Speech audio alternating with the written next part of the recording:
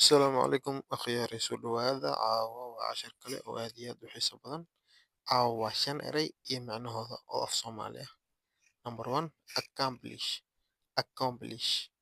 Accomplish macnihii waa dhamaystir. Accomplish waa dhamaystir. Number two, benefit. Faa'iido.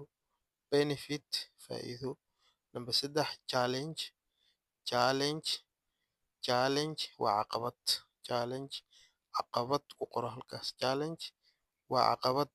Haye number afar, efficient waxtar leh. Efficient waxtar leh. Efficient waa waxtar leh. Number shan, opportunity fursad.